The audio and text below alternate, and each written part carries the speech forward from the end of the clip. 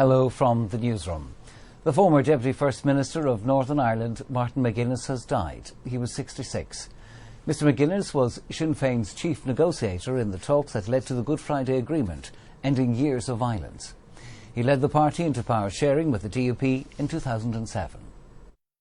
From Provisional IRA commander to political peacemaker, Martin McGuinness's journey took him from the Bogside into peace negotiations and on to Windsor Castle. He grew up in a Derry where there were more Catholics than Protestants, but Unionists had control. In the Bogside, Catholics were poor and oppressed. Civil rights marches turned into riots, and the British Army was deployed on the streets. Martin McGuinness joined the IRA, believing armed struggle was the only way to achieve a free Derry.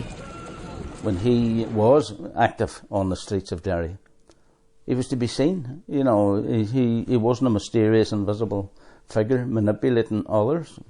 It was quite visible.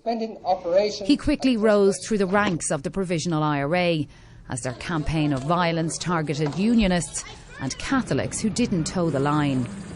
People have been shot, people have been tarred and feathered, people have been driven out of their homes, all of that.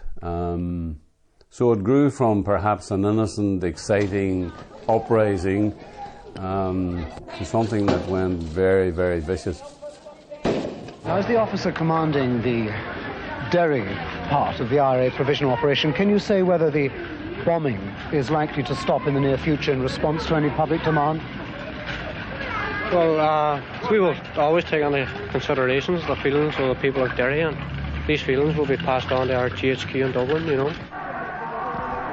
Bloody Sunday resulted in the deaths of 14 men and boys, which bolstered support for the IRA and Martin McGuinness. Convicted of IRA membership and sentenced to 6 months, when he came out he became a familiar face beside Gerry Adams. And spurred on by the electoral success of the hunger strikers, Republicans decided to run for election. Now a politician, he remained a prominent Republican, and terrible things continued to happen in Derry. A census collector, 29-year-old Joanne Mathers, was shot dead collecting forms. Republicans had urged people not to fill them out. Frank Hegarty, a member of the IRA turned informer, was shot dead after being promised safe passage home to Donegal. And Patsy Gillespie, a Catholic, was strapped into a van loaded with explosives, which exploded at a checkpoint, killing himself and 5 soldiers. As the countless deaths continued, the IRA began to realise that they weren't going to end this by military means. A ceasefire was announced, and Sinn Féin began negotiations, eventually resulting in the Good Friday Agreement. Had he not come from that place, he would not have been able to bring other people with him on that journey. That must not be forgotten. But Martin McGuinness had a tough battle persuading Republicans to decommission weapons and support policing and the rule of law, and the negotiators knew it. At one point it got so heated that both Gerry Adams and Martin McGuinness cornered me in a cupboard in Hillsborough Castle and really tried to threaten me, that I would get sacked by Tony Blair, the Prime Minister, from my job. I knew that was nonsense. And the real breakthrough for power sharing came when Reverend Ian Paisley finally agreed to sit down with Sinn Féin. If we could do a deal with Martin McGuinness and we could work with Martin McGuinness, we could then work with any Republican because he was the authentic voice of that movement. Once bitter enemies, Ian Paisley and Martin McGuinness created a devolved government, representing their sides as equals. A partnership, even friendship developed, and they were dubbed the Chuckle Brothers. They had very personal talks, and it wasn't about being cosy with each other. It was about respecting each other. For Martin McGuinness, the shift had happened. He was now a statesman. He even ran, albeit unsuccessfully, to be President of Ireland. So it seemed the time had come to make perhaps his most significant peacetime gesture. I was there when the Queen of England walked in, and it was a different relationship, and I think I always got the impression she was as happy to meet Martin McGuinness as he was, and they met a number of good few times after that. and I think that changed the position. I'm still a Republican. Watson, how was it to meet the Queen? Very nice. Power sharing had its ups and downs, but as Sinn Féin's partners in government changed, Martin McGuinness was the one constant, the longest-serving minister in the executive. Collapsing power sharing over the cash for ash controversy was his last big political decision. But it was a much frailer Martin McGuinness who returned to the Bogside that night as illness forced his retirement. I'll always be very proud to be from the Bogside. I've ended up in many famous places throughout the world, but my heart lies in the Bogside and with the people of Derry. Mila Mayorga.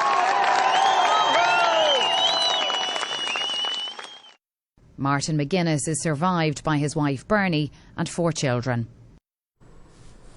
President Michael D. Higgins has led tributes to Mr McGuinness. He said he had made an immense contribution to the advancement of peace and reconciliation in Northern Ireland, a contribution which he said has rightly been recognised across all shades of opinion. The Taoiseach Enda Kenny said Martin McGuinness will also be remembered for the remarkable political journey that he undertook in his lifetime. While the Sinn Féin President, Gerry Adams, said Martin McGuinness will be sorely missed by all who knew him, describing him as a passionate Republican who worked tirelessly for peace and reconciliation and for the reunification of his country. Martin led the IRA when there was a war, but he led the IRA into peace. And he genuinely believed in reconciliation, even when it made people uncomfortable. I'm very sad this morning. I come up to Derry late last night, and he will be missed, but mostly by his family.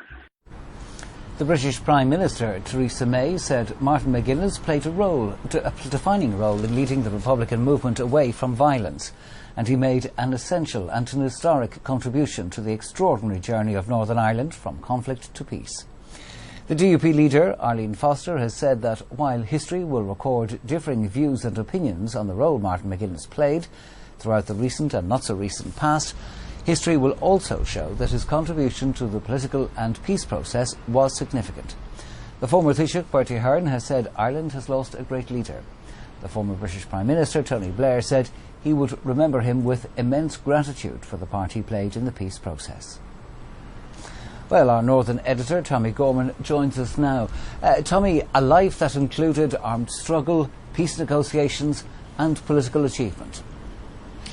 Yes, and just listening to those tributes from a Conservative Prime Minister, from a former Labour Prime Minister, you listen to the words of Michael D. Higgins, our President, of Bertie Ahern, a former Taoiseach, of Taoiseach Enda Kenny, and you can see that there is universal respect for the contribution that Martin McGuinness has made to the peace process. There's no denying his role in the IRA. In fact, he never denied it. The full truth about it will never be known. But I think it's also recognised, if you take those tributes into account, that maybe Martin McGuinness made a unique contribution to the peace process because he stayed the course, and whereas some people were almost each way betters on reconciliation, Martin McGuinness actually embraced it, he practiced it, and he stayed true to it, for that 10 years as Deputy First Minister. And Tommy, when we look back on his career, is it more that people will focus on the peace negotiations or his time as a political leader in Northern Ireland? I think people will have different views. If you were somebody who lost a relative to IRA violence, you would have a certain view for very obvious reasons of Martin McGuinness. But then if you look at the people who've met him, who've worked with him, who've worked against him politically in recent times, I think there would be a real genuine respect for Martin McGuinness. He was a very warm, human figure. He was classless in the very best sense of the term, in that he was as comfortable talking to delivery workers to Stormont as he was dealing with prime ministers. I think there'll also be a real sadness about how quickly illness took control of his life. In August of last year, Martin McGuinness was walking up to Greenan and Alyock in County Donegal with his wife Bernie and their dog. In November, I saw Martin McGuinness over a weekend where he went from New York to San Francisco to London in a 3-day period. And at that stage, he was beginning to complain of breathlessness. He went and he had his tests. He was diagnosed with amyloidosis, a rare heart condition. But even then, the experts who were treating him believed that he had a really good chance of dealing with the illness, of getting it controlled, and of living with what was a chronic condition for several years. But then in January and into February, as he began to receive chemotherapy to try to deal with the illness, and his body was struggling to actually absorb it, and he began to lose his strength, and he was hospitalised in Altnagelvin, I suppose the prognosis became worse. But even, say, somebody like Gerry Adams went to see him before he went to the United States, decided that, he reckoned that Martin still had a chance of overcoming the illness. He took the risk of going to the United States. He spoke to Martin, spoke to Bernie McGuinness. He came back, and then, he's just back, and Martin passes away. He died at, I think, between 2 and 3 o'clock this morning in Altnagelvin Hospital. And I think there will be, as well as being respect for him, there will be sadness that somebody who was 66 and who had worked so hard for the last 10 years, that he didn't just get a few years freewheeling, a few years grace, where he could have had more time with the family he loved and with the grandchildren he loved. Tommy, thank you. Well, a short time ago, the Minister for Foreign Affairs, Charlie Flanagan, also sympathised on the death of Martin McGuinness and acknowledged the political journey that he made. Martin McGuinness will be remembered for the mixed individual that he was, going back a long number of years as a teenager, involved in militant republicanism in Derry, to becoming a leader of a Republican organisation that didn't always support normal democratic structures and institutions. But I think in particular, the long and lasting and indeed leading contribution that Martin McGuinness made to peace must be acknowledged. It wasn't an easy transition in Northern Ireland to move from a society scarred in the heat of conflict to a society with what we might describe as normal political institutions. That journey wasn't easy. Martin McGuinness was a leading proponent of the path towards stability and peace and reconciliation. It's not yet concluded. It's not yet complete. And I hope the legacy of Martin McGuinness will be an enduring one of the journey on the path and avenue towards peace and reconciliation in Northern Ireland and across the island of Ireland.